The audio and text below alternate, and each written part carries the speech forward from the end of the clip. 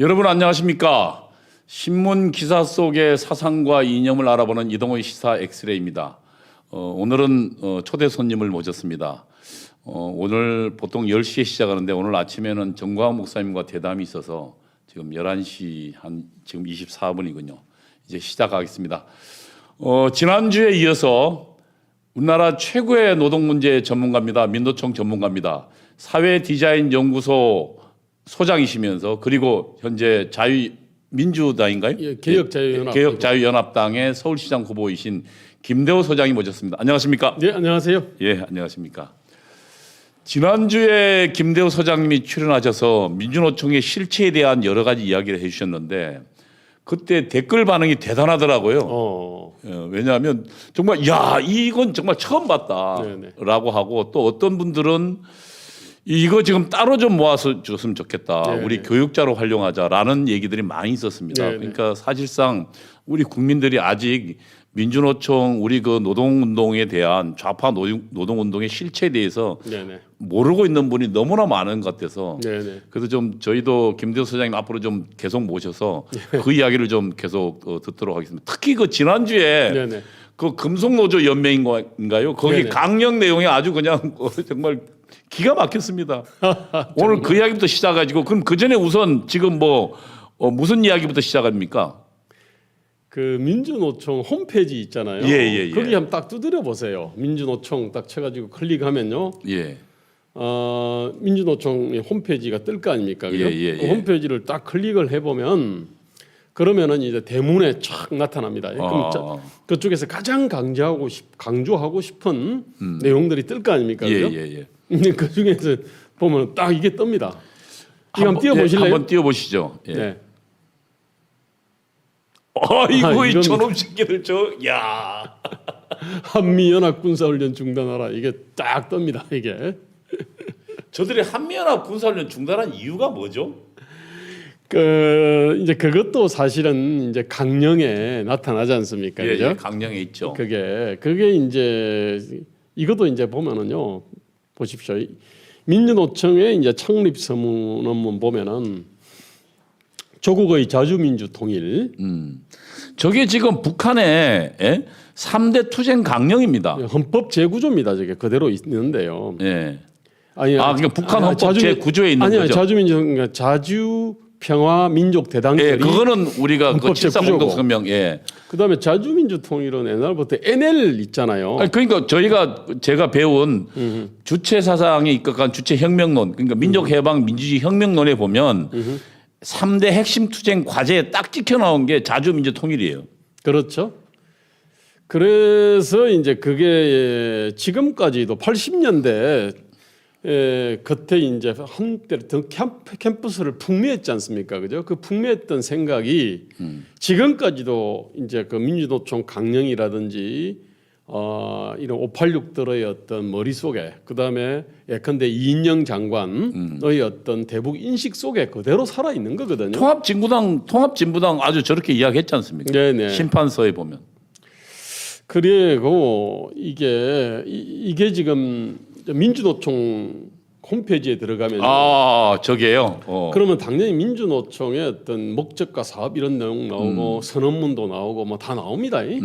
그때 이제 저번에 이제 우리가 같이 봤던 그때 봤던 게 뭐냐면은 요걸 봤지 않습니까? 이거 금속노동조합 강령이지 않습니까? 그죠? 예. 그러니까 그것은 민주노총 산하에 가장 강력했던 조직이죠. 그렇습니다. 그러니까 자동차 노조가 여기 속해 있죠. 네, 그렇습니다. 거기에 보면은 저 통일광령에 우리는 우리의 국토를 강점한 미군을 조속히 철수시키며 자주평화 민족 대단결의 원칙에 기초해 통일조국을 건설하기 위해 투쟁한다. 저 글자만 좀 바꿔두면 북한 선전문인 줄 알겠네요. 그렇습니다. 이게. 그러니까 이제 그 다음에 이제 그 어떤 명분의 그 국제연대는 보면은 우리는 전 세계 노동자와 연대하여 국가 간 예속과 불평등 그 어떤 명분의 전쟁에도 반대하며 친자유주의 타파를 위해 투쟁한다. 이런 내용이 있고요. 그 다음에 이제 저 위에 평등 사회로 가면은 초국적 자본과 독점 자본에 대한 규제를 강화하고 어쩌고 저쩌고 이런 내용이 있어요. 이게 이제 강령이지 않습니까? 이제 민주노총 강령은 이것보다 좀 더 이제 완화된 형태로 표현했는데 그런데 이제 여기가 지금 이제 이건 현재 살아있는 그 민주노총의 현재. 예. 어떤 이 법인체니까요. 법인을 예. 갖다 등록할 때는 저런 내용이 들어가잖아요. 예. 그죠? 이름은 민주노총으로 민주노동조합 총연맹으로 하고 사무실은 어디라 두고 뭐 이러저런 내용이 있잖아요. 그 목적과 사업에 지금 딱 있는 거네 저게 딱. 예? 저 보면은요. 1번 저 2번 보십시오. 민족 자주성의 확립, 민주적 재권리 확보, 분단된 조국의 평화적 통일 저런 내용이 있는 그게 겁니다. 자주민주 통일이에요 저게. 그렇습니다. 민족 자주성 확립이란 건 외세를 몰아내고 그러니까 미국을 몰아내자는 거고 그런 얘기입니다. 그다음 민주적 재권리 확보는 반파쇼 민주투쟁을 하자는 거고 분단된 평화 고려 연방제 하자는 거죠. 네네. 자주민주 통일이네요. 그 강령 그대로네요. 저 9번 보면은 이제 독점 자본에 대한 이제 규제 강화, 중소기업과 농업 보호 돼 있습니다. 저쪽은 근데 이제 독점 노동에 대한 규제 강화 이런 건 없습니다. 그렇지. 그러니까 노동이 이렇게 사실은 조폭적 형태를 갖다가 취할 수도 있지 않습니까? 그리고 그러니까 지난번에 우리 김대호 소장님이 여기서 우리에게 밝혀준 내용에 따르면은 지금 그들이 자신의 생산성 이상으로 그 월급을 받고 있는데 그 월급을 주기 위해서는 결국은 하청되는 노동자들, 네. 비정규직들의 그들의 임금을 착취한다라고 이야기했죠. 그 얘기를 좀 다시 한번 좀 설명해 주시죠. 그게 놀란 사람들이 자신의 어떤 생산성 이상이 있잖아요. 그렇죠. 그 생산성은 원래 시장이 판단하는 거지 않습니까? 그렇죠. 시장이 판단. 그런데 이제 시장의 그러니까 잘 작동하는 시장입니다. 이 정상적인 시장, 공정한 시장. 이 이제 그 보장하는 수준이 있지 않습니까? 그 수준 이상으로 이제 자신의 어떤 몫을 챙겨가면요. 그 어디서 그럼 하늘에 떨어집니까? 그게 만나처럼? 그렇죠. 그게 아니잖아요. 누군가 생산한 거, 누구의 몫을 빼앗아 가야 되는데 그 빼앗는 게 뭐냐면 첫째 주주의 몫을 빼앗고 협력업체의 몫을 빼앗습니다. 그다음에 그 비정규직의 몫을 빼앗고 그다음 미래의 몫 있잖아요. 그렇죠. 예. 그 예컨대 R&D 투자를 해야 되는데 일단은 현재 다급한 불을 먼저 꺼야 되지 않습니까? R&D라고 하는 거는 미래에 대한 투자지 않습니까? 미래에 대한 투자를 갖다가 못 하게 되는 거지 않습니까? 그죠? 그렇죠. 그렇게 지난번 되면은- 자료 보니까 네네. 뭐 지금 현대자동차 같은 경우에는 네네네. 일본이나 독일에 비해서는 뭐 굉장히 뭐 낮았죠. 그때 독일이 28%인가 R&D 투자했고 그다음에 그 일본 그 뭡니까 그 자동차가 그거가 지금 저쪽에 PT에 아니요 뭐 그건 예, 나중에 네, 이야기해도 그좀 되고 이제. 지금 저한테는 이제 보이는데요. 그거를 예. 정확하게 말씀드리면은 지금 한국 자동차 5사 그때 평균 연봉 2017년 기준인데 이게 1인당 GDP의 2.85배인데 거의 3배로 생각하면 돼요. 2.85배요. 네네네. 그러니까 예컨대 우리 GDP가 1인당 한 3,500만 원이라 그러면은 곱하기 한 3 하면 돼요. 그런데 일본 도요타는 2배입니다. 2배. 독일 폭스바겐은 1.74배예요. 그러니까 이제 그만큼 월등하게 이제 많이 받는데 근데 그래서 매출액 대비 인건비가 한국 자동차 5사는 매출액 대비 인건비가 12.3%인데 일본 도요타는 5.8%, 독일 폭스바겐은 9.9%예요. 자, 그럼 12.3% 인건비니까 그렇지. 어디서 가져오냐? 그게 이제 주주목 가져오고 협력업체를 쥐어 짜가지고 가져오고요. 그럼 협력업체 이윤율은 더 낮겠죠, 그죠? 그렇죠. 그 다음에 이제 지금 협력업체가 뭐 거의 뭐 지금 그 죽기 일보 직전의 이윤율 아닙니까? 거의 네, 1% 그렇습니다. 정도라면서요? 완전히 빈사 상태인데 예. 그 다음에 이제 그 미래에 대한 투자, R&D 지출이 있지 않습니까? 예. 이게 한국 자동차 5사가 이제 매출액 대비 2.8%인데 일본 도요타는 3.6%, 독일 폭스바겐 5.7%거든요. 즉 미래 세대의 미래의 몫을 먹는 거예요. 그렇죠. 그러니까 내년에 예컨대 파종할 씨앗 있지 않습니까? 그거를 갖다가 지금 먹어버리는 거거든요. 그렇게 된다 그 표현 그러면 좋네요. 예. 그러면 그만큼의 이제 그 미래 세대의 어떤 기회와 희망과 일자리를 갖다가 사실은 빼앗는 거죠. 그리고 이미 지금 자신의 생산성보다 월등히 많이 가져가면요. 그러면 기업의 입장에서는 사람을 채용을 못할 거 아닙니까? 그러면은요. 그러니까 어떤 일이 지금 우리가 네. 지금 네. 2.85배나 받으니까 네네네. GDP에. 네네네. 자 그렇게 되면은요. 이 고용을 늘리지를 못합니다. 그러면은 다른 나라면은 예컨대 10만 명을 고용할 건데 우리는 5만 명밖에 고용을 못할 거 아닙니까, 그죠? 자, 그만큼 그러니까 젊은 일자리를 막고 있는 거죠, 저들이. 그러니까 좋은 일자리 창출을 완전히 틀어막고 있는 겁니다. 그다음에 이제 미래의 좋은 일자리를 파괴를 하고 R&D 투자를 못하게 하니까. 당장에 지금 좋은 일자리 있지 않습니까? 이것도 10만 명이 나눠 먹을 것을 5만 명이 먹는 거거든요. 아니 그런데 지금 이게 여기에 대한 문제의식이 없으니까 이걸 정상으로 여기지 않습니까? 그죠? 그러면 이게 지금 단적으로 자동차만 봤는데요. 그러면은 예컨대 뭐 가스든 발전 설비든 뭐 그다음에 은행이든 이쪽이 쫙 퍼져나가고 이게 퍼져나가면은 그러면은 이제 그 공무원과 공공기관으로 또 퍼져나갈 거 아닙니까? 그죠? 공무원들이 그럴 거 아닙니까? 현대자동차 사람들도 연봉이 뭐 한 1억이 넘는데 그 하는 일이 그 뭐 볼트 너트 쪼고 말입니다. 뭐 아주 그런 일인데. 그렇지. 근데 이제 공무원들은 그럴 거 아닙니까? 뭐 몇 년에 걸쳐서 시험을 갖다가 쳐가지고 어려 들어봤다. 그 다음에 우리가 규제나 예산이나 정책을 갖다가 이렇게 다루는 일을 하니까 굉장히 어떤 상대적으로 고난도 일이다. 그럼 당연히 쟤들보다 높아야 된다. 자, 이런 논리를 필 수밖에 없잖아요. 자, 그러면 더 받아야 된다. 이렇게 되면요. 그럼 공무원은 이제 하나의 표준이 되거든요. 표준이 되면은 그러면은 공공기관 쪽으로 말입니다. 딱 이렇게 펼쳐져 갑니다. 이게 그런 식으로 해서 우리의 어떤 이 대한민국의 전반적인 어떤 그 이 임금과 복지, 연금의 수준을 다 끌어올려요. 문제는 이게 생산성보다 월등히 많이 끌어올리면요, 이 자체가 아까 같은 그런 현상이 있잖아요. 그 좋은 일자리 창출을 가로막아가지고 그렇죠. 막고 그다음에 협력업체나 우리 자영업자들 있지 않습니까? 그쪽의 몫을 갖다가 빼앗고 우선 기업이 신규 사원 뽑기가 어렵잖아요. 그러면은 뭐 그 정도뿐만 아니라요. 기업 자체가 해외로 나갈 수밖에 없습니다. 그러니까 지금 다 해외로 나갔잖아요. 나가는 이유는 여러 가지가 있습니다만은 뭐 시장을 개척하기 위해서 나가는 건 환영을 해야 되는데 한국의 어떤 너무나 높고 너무나 경직된 고용, 임금, 복리후생 이것 때문에 이렇게 나가는 거는 정말 심각한 문제지 않습니까? 그런데 지금 현재 문재인 정부 들어와서 기업을 내쫓는 정책들을 굉장히 많이 펼치고 있습니다. 그 중에 하나가 이제 중대재해기업처벌법 같은 뭐 그런 것도 기업을 사실 내쫓거든요. 중대재해기업처벌법도 좀 한번 간단히 설명을 해주시죠.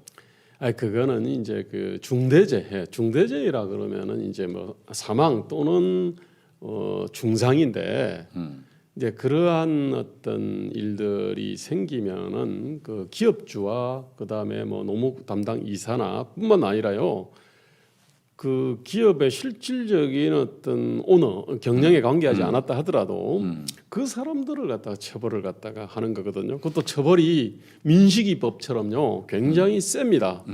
그게 그래서 자기 책임이 없음에도 불구하고 감옥을 갈 뿐만 아니라 아주 그에게 어떤 이 벌금을 갖다가 그러니까 기업하지 말란 얘기는 한국에서.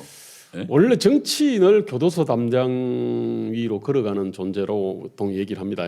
그런데 지금 한국에서는 기업주와 그다음에 기업의 오너 실소유자 그다음에 어떤 노무 관리 담당 이사들 있지 않습니까? 이 사람들도 교도소 담당 위를 걸어가도록 만들어 놨거든요. 그러니까 지금 저 법에 따르면 만약에 자신이 의도하지 않은 네네. 그런 사고가 발생해도 지금 감옥에 보낸다는 거예요. 예를 들면 뭐 이 그 공사장에서 네네. 노동자가 실수로 떨어졌다. 네네. 그래서 뭐 예를 들면 사망하거나 혹은 중상을 입었다. 중상을 입었다. 네.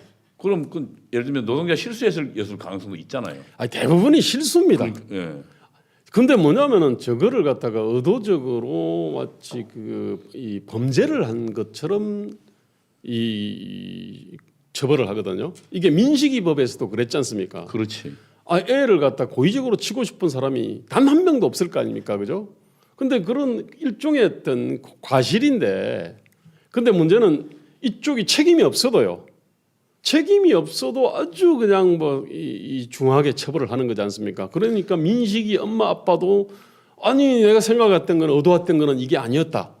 이러고 있지 않습니까 이게? 지금 현재 그래서 민식이법 때문에 네네. 뭐 지금 아주 난리가 났죠. 그래서 아예 그냥 그 주변은 사람도 가지도 않고. 네네네. 그다음에 어린아이들이 장난친다는 얘기도 있어요. 당연 아니 뭐 어린 애들도 장난치고 그 나쁜 부모는 또 그걸 사주할 수 있겠죠. 그죠? 나쁜 부모들은 또. 원래 어디든지 말입니다. 자기 지은 죄에 비해 가지고 엄청난 중부를 때리면요.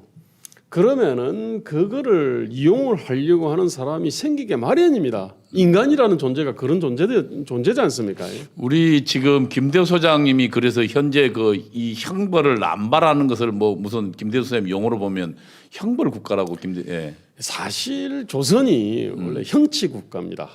도덕을 내세웠는데 실제로는 형치 국가거든요. 그러니까 뭐냐면 양반들은 말로 다스린다 그랬고요. 일반 대부분의 어떤 이 천민들과 상인들은 이 형으로 다스린다는 거였고요. 근데 예제를 내가 알렸다. 그리고 무슨 상권 분립이 안 돼 있었고 그 형이 뭐냐면은 뭐 아침에 부모님한테 문안을 드리지 않는다든지 이런 어떤 도덕을 갖다가 그냥 그 도덕 조항을 형벌 조항으로 만들어 놔 가지고 그래서 이제 사람들을 갖다 가혹하게 징치를 했고요. 그러다 보니까 이제 일반 어떤 천민이나 이 상민들 중에서도 부자들이 있지 않습니까? 그럼 부자들 같은 경우는 때려잡기가 너무 좋잖아요. 왜냐하면 도덕을 형벌로 만들어 놨기 때문에. 그렇지. 거기에 안 걸리는 사람이 없겠네요. 자, 그러면은 예컨대 뭐 장 예컨대 5대, 장 10대다. 장 10대도요. 엄청나게 세게 때려버리면요. 장 3대에도 사람 죽일 수 있습니다. 터지니까. 그러니까 이제 부자들의 재산을 갖다가 빼앗았고 그러다 보니까 이제 그 부자가 되면 안 되고요. 부자여도 가난한 것처럼 해야 되거든요. 그래서 이사벨라 비숍이 19세기 말에 왔을 때 부자들이 돈을 갖다가 땅에 파묻어 놓더라는 거 아닙니까 이게. 아니 근데 문제는 뭐요? 지금 대한민국이 이 조선을 갖다가 제대로 어떤 이 반성을 못했잖아요. 조선 청산을 못하고 친일 청산하면서 에너지를 갖다가 완전히 엉뚱한 데로 쓰다 보니까요. 조선이 망한 원인을 제대로 파악을 하지 않았던 거고요. 그러다 보니까 끊임없이 도덕을 내세워서 도덕을 형벌로 바꿔가지고 끊임없이 이제 상공인들과 일반 어떤 그 시민들을 갖다가 점점 이렇게 가혹하게 속박하고 이렇게 그 형벌을 가하고 이 자유와 권리를 갖다가 이게 지금 계속적으로 축소시키는 어떤 그런 어떤 과정을 밟고 있는 거고 이거를 갖다가 가장 잘하는 그 정부가 문재인 정부죠. 문재인 정부가 들어와서 특별히 심합니다, 사실. 망한 조선이 다시 살아난 거군요. 그렇습니다. 망한 조선이 살아났던 거고요. 자, 그 과정에서 좀 더 해주시죠, 뭐 민노총 이야기로 다시 돌아. 예. 자, 그래서 아까 이제 제일 처음 우리가 나왔던 얘기가 그거지 않습니까? 예, 저 이야기로. 왜 뜬금없는 얘기가? 사람들은 그럴 겁니다. 지금 이거 보는 사람들 중에서 뭐 민노총 조합원들 꽤 있을 겁니다. 지금 올라가 있는 거죠. 네, 지금 민주노총에. 의심스러우면은 그냥 지금 홈페이지를 들어가서 한번 보십시오. 그럼 이게 지금 떠 있습니다, 이게. 그러니까 이게 이런 식으로 정치화되어 있는데 정치화되는 것도 중요하지만 그 문제지만 저기 한미연합 군사훈련이 대한민국 방어훈련이잖아요. 그렇습니다. 그러니까 한미동맹 끊으란 얘기죠. 예. 연합훈련. 그리고 지금 저거를 김정은이가 이야기했다 해가지고 우리나라 국회의원들이 35명이 서명했잖아요. 네네. 그러니까 거기랑 똑같이 지금 민주노동조합이 움직이고 있는 거야, 민노총이. 결국은 좀 김정은 지시 따라 움직이는 거라고 볼 수도 있지 않아요? 지시가 뭐냐면 이런 겁니다. 직접적인 지시를 하지 않아도 그렇죠. 옛날에는 방송을 통해서 지시를 했습니다. 예. 지금 방송으로도 지시를 안 하지 않습니까, 그죠? 유튜브로도 지시를 안 합니다. 뭐 다른 식으로 이메일로도 지시를 안 하겠죠. 물론 이제 극소수는 받을 텐데. 하죠, 간첩들이야. 예. 근데 문제는 뭐냐면 사고 방식이 있지 않습니까? 사고 방식 속에 김정은과 북한의 어떤 그 역사 인식이라든지 현실 인식, 그 다음에 철학, 가치 이를 그냥 그대로 이 머릿속에 집어넣는 거예요. 그리 되면은 지시하지 않아도 알아서 친북 종북적인 행위를 하게 돼 있지 그러니까 않습니까? 지금 저게 저겁니다. 친북 종북적 행위를 하고 있는 거죠. 알아서. 네네. 한미연합 군사훈련 중단하라 이 미친놈의 새끼들. 자, 근데 이제 이게 뭐 이걸 한번 보십시오. 그 지금에 다시 한번 우리가 처음에 이제 봤을 때 지금 조합원 수가 총 253만 명이지 않습니까? 그죠? 그런데 조직률을 보세요. 민간 부분은 10%인데 공공 부분은 조직률이 70.5%고 공무원은 86.2%입니다. 그러니까 민노총 주력이 지금 민노총의 전체적인데 근데 물론 이제 저쪽에 그 지금 폭발적으로 늘어나는 거는 민주노총입니다. 민주노총이 원래 현재 60만 수준이었는데 7만 정도. 예. 그러다가 지금 현재 지금 2019년 기준으로 지금 105만 명으로 지금 늘어난 거거든요. 지금 더 늘었겠네요. 예, 한국노총을 훨씬 능가를 갖다가 하고 있습니다. 사업장 규모로 보면은 큰 사업장들은 거의 대체로 조직됐다고 보면 됩니다. 54.8%고 조그마한데 30명 미만은 0.1%. 300명 이상. 네네. 그러니까 저 정도면 대기업인가요? 300명 이상이면? 아, 대기업입니다. 예. 일반적으로 대기업 일반적으로 기준이 대기업이라고 볼 수 300인데 있죠. 그래서 보십시오. 이게 예를 들어 보면은 민간 부분은 지금 10%밖에 안 되지 않습니까? 그죠? 근데 공공이 제일 위에 70.5%잖아요. 민간 부분 어디 있나요? 표에? 저 위에 제일 위에 표. 맨 위에 표. 예. 아, 민간. 예, 민간이 10%, 10%네요. 공공이 70.5%인데. 지금 우리나라 전체 노동조합의 조직 현황이죠. 아니요.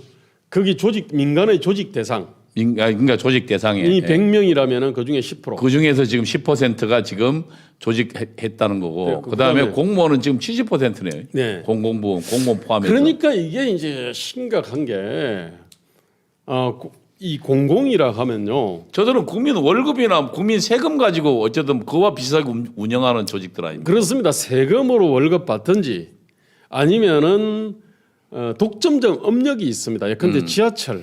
자기들만 하는. 예. 아니 우리가 나도 좀 지하철 사업 해봐야 되겠어. 그래서 뭐 지하철이 들어갈 수 있어요? 철도 들어갈 수 있습니까? 가스 이런 거 들어갈 수 있어요? 못 발전소 들어갈 수 수 있어요? 이런 식이거든요. 그러니까 그 국민 세금으로 하든지 안 그러면 독점적으로 해서 해서 독점하든지 어쨌든 그런 필요성이 있겠지만 어쨌든 그게 지금 결국은 다 국민 지금 어떤 그런 바탕으로 지금 하고 있는 사업들이잖아요. 그러니까 한마디로 말하면은 국민들 등골에 빨대 있잖아요. 빨대를 꽂은 거거든요. 빨대는 혈세를 갖다가 빨아먹든지 아니면은 독점적인 어떤 초과 이익들이 있지 않습니까? 독점이기 때문에 아무래도 독점이익이 있을 거 아닙니까? 그거를 빨아들이는 존재인데. 그러니까 저들은 사실은 그 평균 속도 50% 해도 되네요. 50km로. 저 사람들은 뭐 그냥 그렇죠. 월급은 뭐 그대로 항상 나오니까. 그렇습니다. 아니, 저 사람들이 코로나 상황 딱 터지니까 제일 먼저 공공기관들이 문 닫아 버렸습니다. 야, 참. 왜 월급 나오니까. 나오지 걔들은 뭐. 그런 공공도서관 닫았지 뭐 그냥 공원들도 그냥 다 벤치에다가 뭐 처발라 놨지 않습니까 이게. 그러니까 저들은 지금 그 서울시 지금 그 뭡니까 그 최대 속도가 거의 대부분 50km잖아요. 네네네. 그러니까 저들은 빨리 달 이유가 없는 사람들이죠. 그렇습니다. 뭐 누구 경쟁하는 사람도 없고. 그러니까. 월급 그대로 나오고. 나오고. 그러나 거기에 들어가지 않은 성 밖의 사람들은 정말 열심히 일해서 가야 되는데 전부 속도 위반 걸리잖아요. 그렇습니다. 아니 그 공산당 선언 기억나시잖아요. 예. 공산당 선언의 내용이 이런 겁니다. 모든 그 노동력이 다 단순화되고요. 그러면서 이렇게 무한 경쟁을 하면서 근로 조건이 점점 낮아진다. 그래서 이 만국의 노동자에 단결해가지고 자본주의 체제 때려 부수자 이런 얘기한 거거든요. 네, 그렇죠. 그러면은 뭐냐면은 저기 민간은 저렇게 완전히 일종의 완전 경쟁을 한다고 봐야 될 거 아닙니까? 그렇죠. 글로벌 경쟁하에서 놓여 있지 않습니까? 공공은요 핵심은 경쟁을 안 합니다. 경쟁을 안 하는 거죠, 저 사람들. 그런데 저자들이 뭐냐면은 대부분 노동조합이라는 무기를 갖고 있는 무기를 겁니다. 갖고 있는 거죠.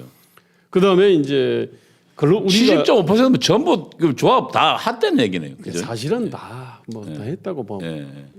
법상 못하는데 빼고는 네. 다. 네, 그렇습니다. 그러니까 노동조합이 원래는 약자의 무기거든요. 약자의 무기이기 때문에 노동상권을 헌법에다 집어넣은 거 아닙니까, 그죠? 그런데 이게 완전히 헌법이 지금 헌법 정신을 까먹었거나 헌법이 내가 볼 착각을 하는 거거든요. 아니 그래서 저렇게 되면은요 근로자에 대해 가지고 다 이렇게 노동상권 있잖아요. 뭐 단결권, 단체 교섭권, 단체 행동권을 갖다가 보장을 해버리면요. 단체 행동권이라는 게 합법적 업무 방해권 아닙니까? 업무가 그렇죠. 안 돌아가게 네. 하는 거니까. 원래 저게 나온 이유는 이제 노동자들이 대항할 그러니까 약자니까 그렇죠. 대항할 무기가 없어서 노동자들 권리를 좀 보장하자. 네네네. 그래서 나온 건데 역으로 지금 대한민국은 저들이 오히려 슈퍼갑이 돼버린 거죠. 그렇습니다. 그러면서 이제 사실은 사회적 약자들 목과 미래 세대의 목, 그다음에 어떤 주주의 목 있지 않습니까? 그걸 이런 쫙 거를 빨대를 대고 그냥 흡혈하는 흡혈기들이네요. 그래서 이게 지금 좀 노동조합에 대해 가지고요 저런 식으로 이제 저렇게 되는 거 있지 않습니까? 저것도 사실은 그 법령 때문에 그렇습니다. 법령들. 예. 근데 그거를 갖다가 그 스위스 노동법, 스위스에서의 어떤 노동법하고 한국의 이거를 갖다 비교를 해보면은 나오는데 저도요 한동안 왜 이게 그런지를 잘 이를 몰랐거든요. 예. 그냥 도덕적 고소를 했어요. 아니 뭐 아니 기업도 사회적 책임이 있는데 노동조합도 사회적 책임이 있는 거 아니냐? 예, 예. 뭐 그러면서 노동조합의 어떤 연대 정신 뭐 이런 식의 어떤 도덕적 호소들을 갖다가 저도 참 많이 했습니다. 예. 그리고 지금도 사실 그렇게 하고 있거든요. 근데 이제 인간이라는 게 도덕적 호소로 되는 것도 있지만은 안 되는 것들이 더 그러면 많은데 제도가 중요하죠. 예, 제도인데 그래서 저도 이제 이거 참 고민을 많이 했습니다. 왜 우리 한국의 노동조합이 이렇게 괴물이 돼 버렸을까? 이거 좀 떼어주세요 지금. 예, 저거 좀 띄워주시죠. 저 보십시오. 이 스위스 헌법하고 대한민국 헌법인데요. 우리가 좀 비교해봐야 돼요, 자꾸. 예. 지금 이 현재 그 스위스 헌법인데 딱 체계가 그렇습니다. 26조가 재산권 보장입니다. 재산권이 우선입니다. 저게요, 스위스가 네네. 이 종교개혁자 칼빈이 네네. 저기서 정치를 했거든요. 네네네. 예. 그래서 종교개혁적 정신이 있는 거예요. 자유적, 예. 계속 논리적으로 보면 재산권이 보장된다. 예, 먼저 그 다음에 예, 재산권이. 경제적 자유, 그 다음에 조합 결성의 자유거든요. 아, 그렇죠. 그러니까 재산권이 가장 상위에 있는 거죠. 예? 어쨌든 자. 논리적으로 보면. 그 다음에 28조 내용을 보십시오. 예. 근로자, 사용자 및 그 조직은 자신들의 이익을 보호하기 위하여 결사할 수 있고 조합을 결성할 수 있고 어쩌고저쩌고. 예. 그 다음에 이 근로자하고 사용자 및 그러니까, 그 예. 이렇게 딱 그 명기를 했습니다. 그러니까 우선 그러니까 예, 근로자도 있고 사용자도 각각의 예, 예. 그 다음에 저 밑에 3항을 보십시오. 이 파업 및 직장 폐쇄는 그것이 근로관계와 관련이 있고 평화로운 근로계약의 유지 및 중재 절차 이행에 저촉되지 않는 한 허용하여야 한다. 이게 뭐냐면 파업은요 노동자의 무기입니다. 직장 폐쇄는 사용자의 무기입니다. 그렇죠. 저 안에는 뭐냐면은 그래 근로자가 사적 이익들을 집단적으로 조직해가지고 이익 추구할 자유 있다. 마찬가지로 사용자도 그거에 대항할 자유와 그 다음에 권리, 즉 다시 말해 무기가 있어야 된다. 그러니까 사용자라는 건 이제 기업에 예를 들면 그 운영하는 기업 대표를 말하는 거죠. 예, 기업을 그러니까 소유한 사람. 무기 대등성의 원칙이라는 게 그렇지. 머릿속에 딱 들어 있거든요. 얘가 총 있으면 나도 총 가지고 있어야지. 맞습니다. 쟤는 총 쓰는 난칼 가지고 싸우면 안 되잖아요. 그다음에 근로자가 자신들의 이익을 보호하기 위하여 결사한다면 사용자도 그럴 수 있다. 이게 딱 들어가 있지 않습니까? 저게 지금 대한민국에 없는 건가요? 한번 보시죠. 맞습니다. 대한민국 헌법은요 전부 다 근로자에 관한 얘기입니다. 근로자는 약자라는 걸 전제로 해서 근로자는 근로조건 향상을 위하여 자주적인 단결권, 단체 교섭권 및 단체 행동권을 가진다. 요 얘기거든요. 저거는 뭐냐면 근로자를 약자를 전제로 해서 약자는 이러저러한 권리를 가진다. 요런 얘기를 하고 있거든요. 아니 근데 근로자도 약자인 시절이 있고 약자인 노동자가 있죠. 그런데 근로자도 당연히 민주노총 지금은 대부분의 어떤 노동조합 조합원들은 강자입니다. 아니 그렇죠. 70%가 지금 전체 조합의 70% 그러니까 공공근로가는 70%나 해버리고 네네. 오히려 정말 조합이 필요한 민간 쪽은 지금 10%밖에 안 돼 있잖아요. 그리고 지난번 우리 김대호 소장님이 보여준 통계 자료에 따르면은 대기업 쪽은 그 조합 결성률이 높죠. 그건 대부분 뭐. 예. 근데 이제 그 밑으로 중기업이나 소기업이나 이런 비정규직은 거의 필요한 사람은 거의 뭐 지금 조합이 뭐 1% 미만이었나요? 뭐 3% 미만이었나요? 그게 아까 30인 미만은 0.1%. 0.1%. 야. 300인 이상은 아까 한 60%. 사실 55. 30인 미만의 기업에 그 다니는 사람들이 가장 열악할 텐데. 그래서 왜 이런 일이 벌어지냐면요. 문재인을 비롯해서 멋모르는 자들은 아니 먼저 이게 뭐 대기업과 공공 구분해서 먼저 조직이 되면은 이게 쫙 내려가지 않겠냐. 그래서 이 대기업 노동조합에 대해 가지고 이게 보호를 하고 보호를 해줘야 된다. 뭐 이런 논리를 갖고 있어요. 그런데 아니 이 가치 생산 사슬이라는 게 쫙 연결되어 있잖아요, 그죠? 예. 그러니까 저기 협력업체도 보면은 4차, 3차, 2차, 1차로 해가지고 들어오지 않습니까? 예, 들어오죠. 그런데 이제 이 모회사 있지 않습니까? 현대자동차 같은데 이쪽이 임금을 갖다가 확 끌어올려 버리면요, 이게 그럼 이 협력업체로 떨어지는 몫이 적을 수밖에 없잖아요.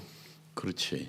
같이 올릴 수가 없죠. 올리면 제품 가격이 올라가도 왜 해외 물건을 팔 수가 없으니까. 예, 그러니까 이제 그럼 어디선가 착취해야 되죠. 그럼 1차는 그러니까 원청은 1차, 1차는 2차, 2차는 3차. 이런 식으로 쭉 가면요. 그럼 쭉 내려가면은 이제 아무래도 이제 뭐 30인 미만짜리가 될 거 아닙니까? 그죠? 그쪽은 정말로 이윤율 자체도 낮을 뿐만 아니라 이쪽은 물량이 언제 끊어질지도 몰라요. 이제 그런 상황에서는요. 노동조합이 일단은요. 그 정말로 이 밑에는 노동조합을 갖다가 생존권의 문제로 봅니다. 그렇지. 그리고 뭐냐면은 노동조합 그 기업 자체의 존속이 쉽지 않잖아요. 그렇지. 기업 자체의 존속이 쉽지 않아요. 제가 옛날에 89년 당시 89년 90년에 제가 서울 독산 지역에서 노동조합 한 2, 30개짜리를 갖다가 제가 이제 스포트를 했습니다. 그때 제가 독산 지역 노동조합 연대 모임 간사를 했거든요. 혼자 간사를 해서 2, 30개 노동조합들을 갖다가 봤죠. 아마 경찰에서는 배후 조종한다 그랬을 겁니다. 뭐 그게 배우 조정 맞지 뭐. 아니 근데 그게 이제 90년, 91년 되니까요. 다 그냥 추풍낙엽처럼 날아가더라고. 날아가는 게 뭐냐면은 사업주가 폐업을 해버려. 아니면은 지방으로 이전하든지. 아니면은 사업주가 야 우리 지금 노동조합 있으면은 저 원청에서 물량을 안 준다. 그냥 함께 죽든지 노동조합 해산하든지 선택해라 그러니까 노동조합 해산을 선택을 하더라고. 그런 식으로 가더라고요. 직장 잃을 수는 없잖아요. 그렇잖아요. 이해가 되는 거죠 이게. 지금 저 얘기로 좀 다시 좀 돌아가시죠. 네네. 저거 굉장히 중요한데 지금 한국의 헌법뿐만 아니라 지금 법령을 고쳐야 될 지금 이유가 저기 있는 거죠. 스위스 헌법 다시 좀 설명을 좀 해주시죠. 저거 굉장히 중요한데. 예, 헌법 체계가 재산권의 보장, 경제적 자유, 조합 결성의 자유, 조합 저렇게 결성에는 무기의 대등성 원칙이 있는데요. 자, 그러니까 우리는 근로자뿐만 아니라 네네. 사용자들도 네네. 정확하게 해야 되는 건데.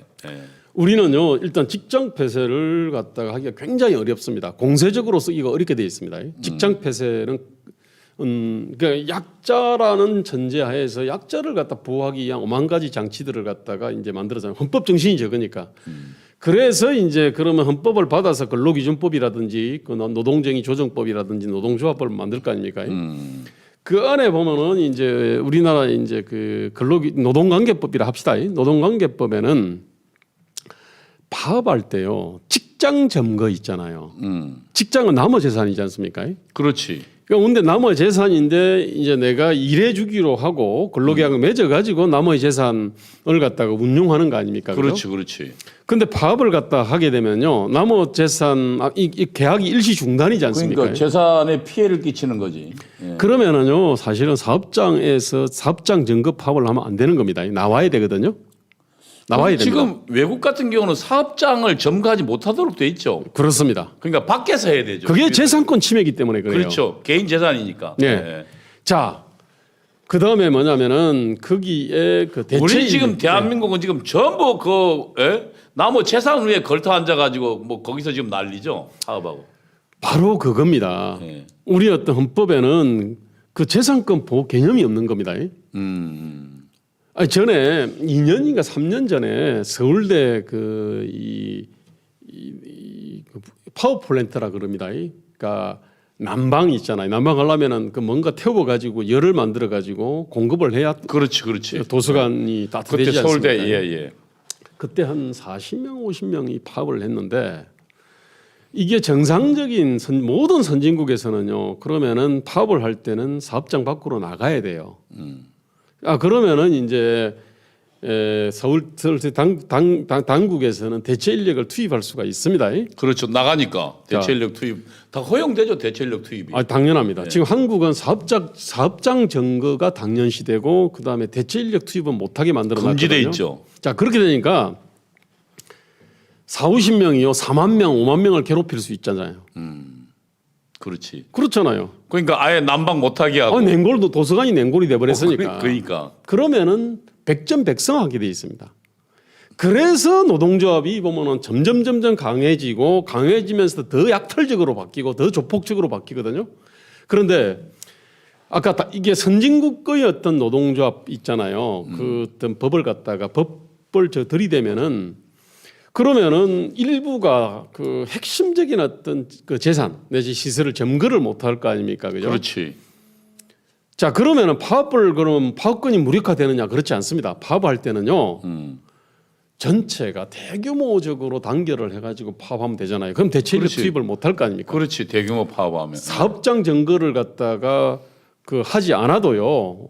전체가 다 그냥 파업한다면서. 아니 어쨌든 지금 재산권에 신성한 거니까. 네네. 아니 그러면 근로자들은 그 자기 그 기업이 자기 게 아니잖아요. 네네. 그럼 파업은 나와서 해야 되고 그리고 또 하나는 어쨌든 지금 사용자 그러니까 그럼 기업가들도 나름대로 거기에 대응 권리가 있어야죠. 예? 우리가 그 개념이었거든요. 첫째 무기의 대등성 개념이었고요. 그러니까 그다음에 저쪽이 총이면 여기도 총을 들 수 있어야 되는데 그다음 사업장 점거는 재산권의 어떤 침해라고 침해다. 하는 개념이 없습니다. 라는 개념이 굉장히 중요한데 그다음에 대체 인력을 갖다가 이렇게 투입을 하지 못하게 돼 있습니다. 자, 아니 저는 뭐냐면 그렇게 되면은요. 이게 이 노동조합이 소수화되는 이유가 있거든요. 그러니까 소수화돼야 많은 몫을 먹을 수 있어요.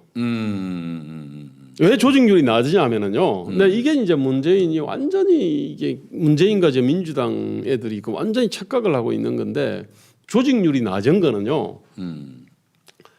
그 대기업이나 공공기관 노동조합에서 이 노동조합의 핵심 업무가 기업 횡단적인 근로조건의 표준을 만드는 거라 그랬지 않습니까, 그죠? 예컨대 경비를 하면은 뭐 경비라는 직무는 대충 얼마. 그러면은 어떤 근로조건은 뭐 휴게 시간 어떻게 되고 임금은 어떻게 되고 요런 협상을 하는 건데 그리 되면은요. 그 이 10,000명짜리 어떤 기업이나 엄청나게 부자인 예컨대 그 어떤 기업이나 아니면은 아파트 경비나 이게 직무가 같으면은 근로조건이 거의 비슷합니다. 자 그렇게 되면은 이게 노동조합이 이게 조직률이 올라갈 수밖에 없잖아요. 그러면 이 노동조합이 약자의 무기가 됩니다. 이게. 근데 우리 같은 경우는 노동조합이 오직 자기 자신만을 위해서 조직하고 투쟁을 하거든요. 자 그렇게 되면은요. 약자들이 약자들 있지 않습니까? 협력업체나 이런 사람들은 근로조건에 맞출 수가 없잖아요. 그렇지. 아니, 아파트 경비를 하면서 연봉 2천만 원 받는데 저쪽은 연봉 한 7천, 8천을 받아. 그럼 우리 아파트에서도 예컨대 그러면 같이 올려줘라고 하면은 바로 주민들이 견딜 수가 없을 거 아닙니까, 그죠? 아니 그래서 자 다시 요약하자면요. 지금 대한민국은 일단은 근로자 무기 재산권의 보호 이것이 자유권의 핵심이거든요. 가장 중요한 자유권 핵심이 재산권인데 사실은 근대의 시작도 재산권에부터 시작됐죠. 그렇죠. 원래 민주주의가 영국 왕이 영주들의 재산을 갖다가 이렇게 침해하니까 이른바 1215년에 마그나 카르타라는 것들이 있었지 않습니까, 그죠? 그리고 그 다음에 함부로 마구 그 세금 때리니까 그렇습니다. 대표 없이 세금 때리지 말라고 해서 그렇습니다. 예. 근데 우리는 재산권 개념이 없고 근데 저 재산권이 제가 생각해 보니까 사실은 우리가 열심히 일하는 것 네. 그건 다 우리 생명을 연장하고 그렇습니다. 생명 활동이잖아요. 네네네. 그래서 뭐 우리는 그 뭐 음식물도 먹고 그러니까 생명 활동을 위해 열심히 일해서 음식물도 먹고 그다음에 옷도 입고 집도 가지고 뭐 이게 돈으로 표현되면 그게 다 지금 생명 활동이잖아요. 그렇습니다. 그래서 그것을 열심히 노력 어떤 사람은 저축해서 네네. 열심히 일해서 그러면 그 쌓아놓는단 말입니다. 네네. 그래서 만들어진 게 집이고 재산이잖아요. 네네. 그럼 그 재산은 사람의 생명 활동의 결과물이잖아요.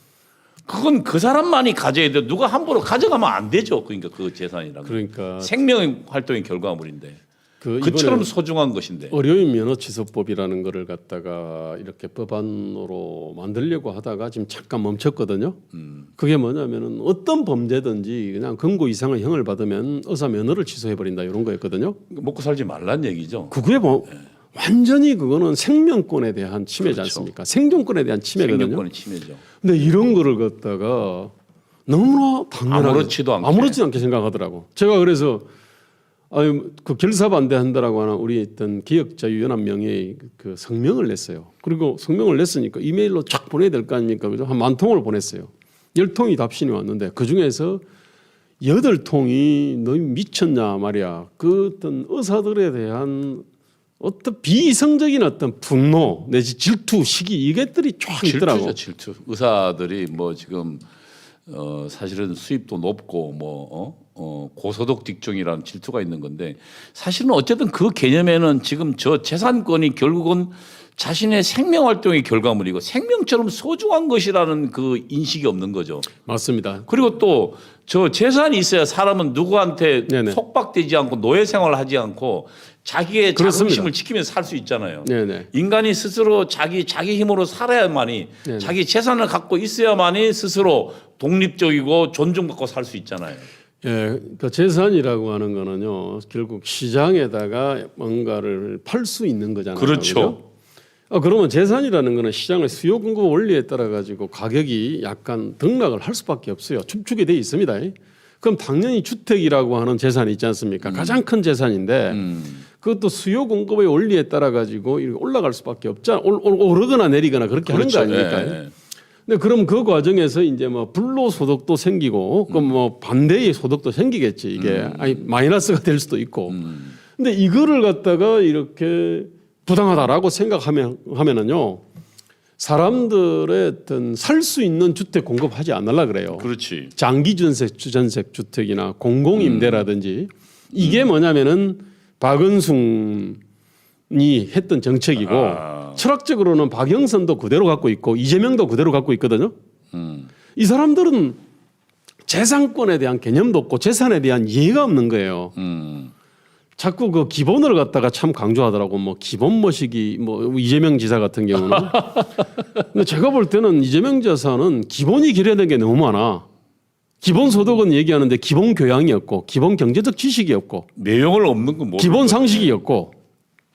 아니 어쨌든 지금 이제 이게 그 민주 진보 노동 평화 파리들의 공통된 겁니다. 옆으로 좀 샜지 않습니까? 자 얘기가. 그런데 그 토대체제 민주노총의 문제 완전히 탱자가 돼버렸는데 이제 저게 규리 회수를 넘으면 탱자된다고 한국 땅에 들어와서 탱자된 것들이 너무 많은데요. 대표적인 게 노동조합, 그 다음에 이 공공기관, 정당, 그 다음에 제가 볼 때는 공무원도 완전히 탱자가 됐습니다. 공무원이 일종의 국민의 어떤 그 공복이 아니에요. 상전처럼 됐거든요. 지금 뭐 양반이지 양반 옛날처럼. 아니 그것도요. 공무원의 어떤 권리를 갖다가 공무원 노동조라고 해가지고 너무 이제 그 권리를 너무 많이 보장하니까 이런 거고요. 그 뒤에는 노동조합 문제가 있습니다. 노동조합 문제가 있죠. 지금 이제 왜 노동조합을 얘기하느냐면요. 노동조합 조직률은 지금 뭐 10% 있다가 지금 문재인 정부가 엄청나게 뽐뿌질을 해가지고 12.5%까지 올라갔습니다. 이게 올라갔는데 이 노동조합이 올린 어떤 이 권리들 있지 않습니까? 이 권리들을 갖다가 공무원들과 공공기관이 그대로 고스란히 다 먹거든요. 그래서 사실은 노동귀족이 공공양반을 만든 겁니다. 그렇죠. 노동귀족이 공공양반을. 예. 그러니까 공공양반은 노동귀족들하고 사실은 결탁돼 있습니다. 코로나 때도 가장 혜택 받는 사람들이죠. 예, 바로 그 위에 민주건달이 올라가 있는 거예요. 민주건달이 누굽니까? 아니 대표적인 사람이 박원순이고 문재인이지. 그렇지. 한 번도 자신의 힘으로 노동해 본 적도 없고, 네. 예? 그런 사람들이 지금, 예? 그러니까 민주 파는 건달은 지가 하는 일 없이 그냥 뭐 흥청망청 놀면서 많은 그를 취하는 존재를 건달이라 그러지 않습니까? 그거 뭐 불교에서 나온 개념이라 그러더라고요. 건달. 아 원래는 음악의 신이죠. 간다르파인데. 네. 근데 아. 한국에서는 그냥 뭐 건달이라 불러요, 그냥. 북한에서는 이제 다른 개념은 다 왜곡해도 건달 개념만 정확하게 쓰더라고. 북한에서는 굉장한 욕입니다, 이게. 아, 건달이라는 게. 네, 남한에서는 이제 잘 안 쓰는데. 근데 어쨌든 그 홍세화 씨가 잘 썼대 보니까 민주 건달이라고. 근데 이게 노동기족과 공공양반이 있지 않습니까? 민주 파는 건달. 네네. 예. 이게 사실은 아주 이렇게 그야말로 강철대오가 되어 있습니다. 노동귀족과 공공양반의 강철대오. 예. 이 구국의 강철대오가 아니고 망국의 강철대오거든요. 이게 대한민국 망치는 원인이죠. 그 위에 이제 민주건달이 올라타 있는 거예요. 문재인, 박원순, 그 다음에 586들이 쭉 올라타 있는데 그리고 옆에 사이드로 만든 게 이 혈세 빨대들입니다. 이게 혈세 빨대 조직들 되게 많습니다. 무슨 사회적 경제다, 뭐 협동조합, 마을 기업이다, 오만 가지 만들어 놨는데요. 이거 서울에 특히 많아요. 이게. 박원순이 뭐 엄청 많이 지금 우리 세금 가지고 지금 그 저기 그 뭐 사회적 어떻게 하는데 지금 돈 들이붓고 있죠. 그렇습니다. 자, 이 문제는 저도 이게 사실은 한 30년 전에 그때 제가 이제 그 서울 지역 노동조합 협의회 지금으로 치면 민주노총 서울 본부인데 그때 정책위원을 했는데 선호협. 예. 그때 선호협 정책위원이 세 사람이 있었네요. 그게 87년도입니까? 88년도입니까? 아니 선호협은 그때 이제 그 88년에 만들어졌는데 88년도에 알아요. 예. 근데 이제 저는 이제 90년에 이제 그 선호협 그 정책위원 했는데 예. 그 정책위원을 했을 때 한 사람은 유구영 씨 마성 모란공원에 묻혀 있습니다. 또 한 사람은 전 민주노총 위원장을 했던 임성규 씨. 그다음에 제가 있어요. 근데 글은 제가 다 썼지. 그때도 뭐냐면 산별노조 얘기하고 노동조합의 어떤 연대성을 얘기했거든요. 그것도 뭐 외국에서 배워온 것들이죠. 예. 그런데 30년 전부터 사실은 저도 이게 그 노동조합이 이러면 되겠냐 해가지고 했는데 안 돼. 완전히 거꾸로 가면서 거꾸로 가면서 완전히 제가 볼 때는 약자들을 착취하고 미래를 갖다가 다 갉아먹는 괴물이 돼 있는 거야. 그 원인을 갖다가 찾는 데는 상당히 시간이 많이 걸렸습니까? 한 10년 전쯤은 그 원인을 찾았어요. 아, 그 원인의 핵심이 뭐냐면은 저거네요. 예. 근데 이제 저거는 이제 뻔한 얘기인데 저 정신도 문제입니다. 근데 어쨌든 구체적으로 파업시 이렇게 사업장 점거 금지를 하고 그러니까 그다음에 대체인력 투입 딱 두 개는 핵심이네. 그러면은 노동조합이 기형성이 막 줄어듭니다. 왜? 파업할 때요. 이제는 광범위한 어떤 단결을 갖다 추구하게 돼 있어요. 광범위한 단결 있잖아요. 추구를 하려 그러면 서로 맞춰야 되지. 요구 조건이 예. 근로 조건의 표준, 기업 횡단적인 근로 조건의 표준을 갖다가 그렇지, 맞춰야 되지. 그거를 갖다 중심적으로 수행할 수밖에 없어요. 그래야 다른 사람들도 파업에 동참할 거 아니에요. 그러면은 지금 쟤들처럼 지금 연봉 1억 받는 놈들이 저끼리 앉아가지고 계속 높여달라고 하는 그런 불합리한 짓은 못 하겠네요, 그죠? 그렇습니다. 자 그렇게 되면요 한미연합 군사훈련 이런 게 뭐냐면은 자신들의 어떤 더러운 약탈과 착취하는 현실이 있잖아요. 그걸 가리기 위해서는 뭔가 다른 적을 만들어야 될 거 아닙니까, 그죠? 그래서 대한민국은 이게 친일 부역자들이 지배하는 국가고 미국의 어떤 군사적 강점을 받고 있고 뭐 등등등 이러면서 우리는 정의를 위해서 투쟁하고 있어. 사실은 이래야 자기들의 더 더러운 어떤 착취와 억압과 약탈이 있지 않습니까? 이것이 덮이잖아요. 그러니까 뭐냐면은 노동조합들이 점점 좌익화되고 시대착오화되고요. 이렇게 되는 이유들이 다 거기 있거든요. 근데 그거를 갖다가 사업장 점거 문제하고 대체인력 투입 문제 있지 않습니까? 이거는 어떤 노동조합법과 관련된 겁니다. 노동쟁의 조정법과 관련된 내용인데 요것만 바꾸면은요 노동조합들이 훨씬 탱자가 됐던 것들이 귤에 가까워집니다. 약자들하고요 강자들 원청과 하청이 같이 살고 현 세대와 미래 세대가 더불어 사는 그런 사회를 만드는 견인차가 될 수도 있어요. 노동조합이. 하여튼 지금 뭐 시간이 많이 됐습니다만 우리 김대호 소장님의 분석에 따르면 지금 원래 약자를 보호하기 위해서 만들었던 노동자들에 대한 보호법이 오히려 지금 그들을 슈퍼 갑으로 만들어서 약자를 더 괴롭히지. 훨씬 괴롭히지. 그리고 약자들의 가야 될 몫을 빼앗는 강탈한 자들이 되어 있고 네네. 그 배경에는 그들의 정신적으로는 재산권 예를 들면 이걸 모르는 거랄지 그다음에 또 하나는 가장 중요한 건 저들이 지금 직장 내에서 지금 불법적인 파업을 벌이고 또 대체근로 허용을 막고 있는 이런 우리 지금 법 체계들이 저들을 슈퍼갑으로 만들었군요. 그리고 저들로 하여금 지금 대한민국을 망치도록 만든 그런 배경들이 됐군요. 자, 우리 지금 오늘은 좀 이쯤에서 좀 정리를 하고 어쨌든 앞으로 저희가 김대호 소장님을 매주 화요일 날 11시에 모시겠습니다. 뭐 특별한 상황이 발견되지 않는 한. 그래서 계속적으로 지금 민주노총에 관련된 얘기들은 우리가 이 시간에 계속 좀 듣고 그리고 우리 김대호 소장님의 지금 그 내용들은 우리 관련 사이트에 계속 올려놓겠습니다. 그래서 우리 지금 너하라 TV 시청자뿐만 아니라 우리 국민들이 이 내용을 좀 아셔야 합니다. 어디서 지금 대한민국 망가지고 있는지 망가지고 있는 그 지금 뿌리가 여기에 있습니다. 제가 지금 김대호 소장 모신 이유도 거기에 있습니다. 여러분, 대한민국 망치고 있는 것이 바로 민노총입니다. 그것이 지금 그들이 갖지 말아야 될 것을 갖고 있고 그리고 그것을 가리기 위해서 지금 우리 김대호 소장 말씀처럼 새로운 적을 만들어서 그 적이 미국이 되고 있고 또 열심히 일하고 있는 우파 국민들이 되고 있고 자본가들이 되고 있습니다. 이 실리를 우리 좀 알아야 되겠습니다. 우리 김대호 소장님 마무리 좀 발언해 주시고. 예. 어떤 경청해 주셔서 감사하고요. 이게 지금의 문재인과 박원순과 586들의 그다음 이재명을 포함해서 이 사람들은 이 복잡다단한 현실이 있지 않습니까? 이런 부분들에 대해서 이렇게 그 연관이 왜 그런 일이 벌어지고 있는지에 대한 그 분석도 없고 그러니까 이해를 못하는 겁니다.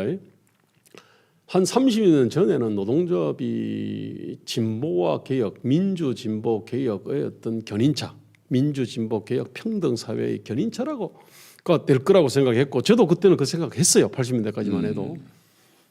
그런데 이게 전혀 현실이 그렇지 않고 그 원인이 다 있거든요.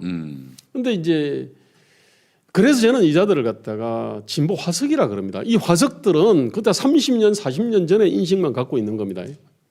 그래서 제가 이제 그 사람들하고 이제 싸워왔던 거고요. 오늘 이제 제 어떤 못다한 얘기들이나 또 그 외에 다른 여러 가지 생각들은 자유서울 김대호 TV. 예. 아이고 제가 아까 소개하는 걸 깜빡했습니다. 자유서울 김대호 TV에 보면은 그 외에 다양한 노동조합 문제뿐만 아니라 다양한 어떤 문제들에 대한 저희 어떤 그 진단과 대안이 있습니다. 그래서 자유서울 김대호 TV를 구독해 주시면은 감사하고요. 여러분 지금까지 김대호 소장님 모시고 민주노총에 대해서 알아봤습니다. 여러분 자유서울 김대호 TV 꼭 좀 여러분 시청해 주십시오. 우리가 민노총을 알고 그리고 그들의 실체를 알아야 대한민국이 왜 망가지고 있으면서 우리는 어떻게 회복할 수 있는지 방법을 찾아낼 수 있습니다. 그리고 이 내용 여러분 3.1접 1000만 앱 깔기에 모두 나서십시오. 우리는 조직돼야 민주노총 이길 수 있습니다. 오늘 여기까지 하겠습니다. 감사합니다. 네, 감사합니다. 감사합니다.